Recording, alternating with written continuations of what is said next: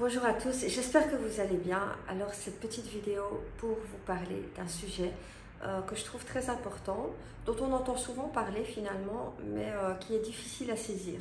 En tout cas moi, ça m'a pris plusieurs années avant de comprendre l'essence même de ce mot-là, le pardon. En quoi est-ce que ça consiste? Comment le pratiquer? Quand est-ce qu'il doit être pratiqué? Est-ce que ça se pratique? Est-ce que ça se ressent? Toutes ces questions, nous allons y répondre ensemble dans cette vidéo. Reste avec nous. Alors déjà, on entend autant au niveau spirituel qu'au niveau développement personnel, on entend le mot pardon. Pourquoi?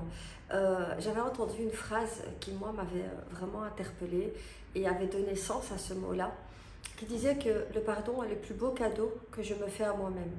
Alors c'était un peu, je trouvais ça un peu contradictoire en me disant mais le pardon c'est pour libérer l'autre, c'est pour qu'il n'y ait plus de remords, c'est pour qu'on se dise ça y est c'est bon, l'affaire est classée. Comment est-ce que c'est un cadeau? Comment est-ce que ça peut être un cadeau pour moi?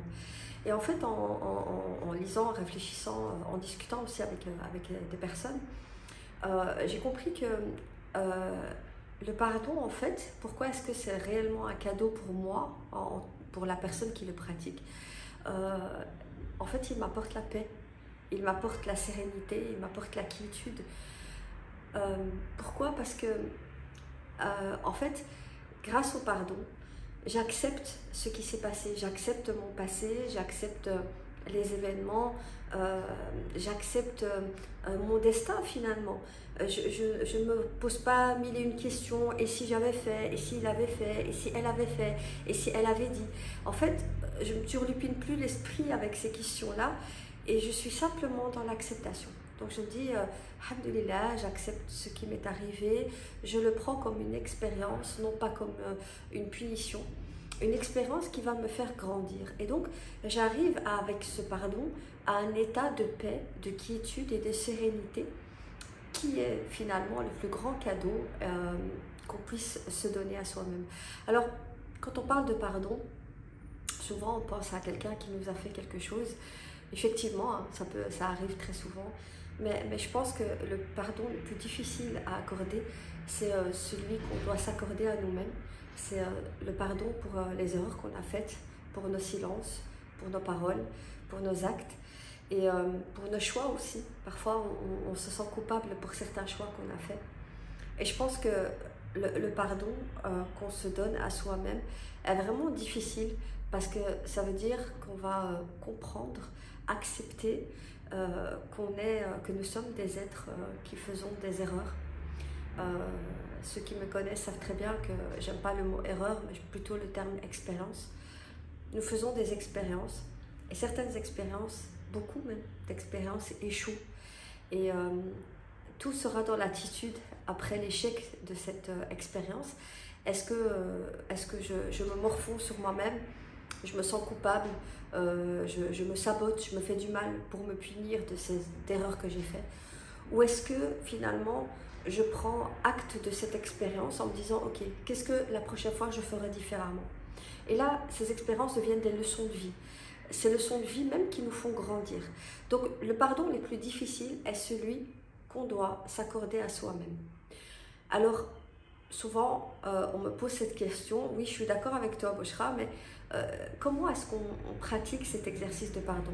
Alors il ne s'agit pas d'aller vers la personne et de lui dire ah tel je te pardonne, ou alors d'aller de se regarder dans le miroir et de se dire je te pardonne.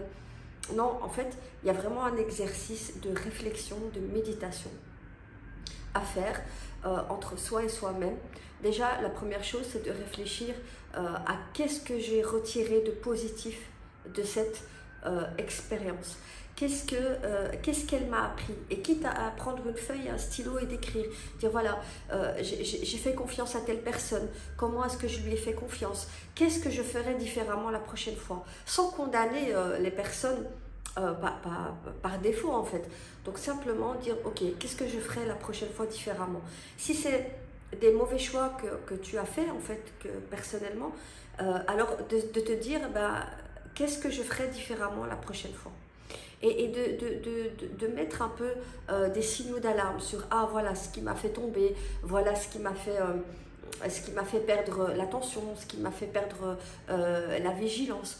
Et donc je pense que c'est vraiment important de décrire en fait qu'est-ce que j'aurais fait différemment, qu'est-ce que je ferais différemment la prochaine fois.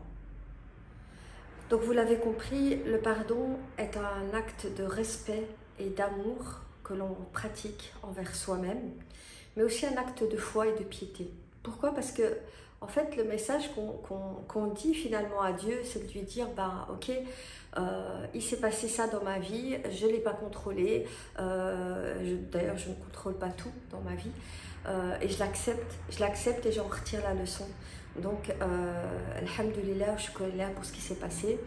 Et c'est vraiment un acte de foi en disant à Dieu, bah, j'accepte ce qui est arrivé dans ma vie.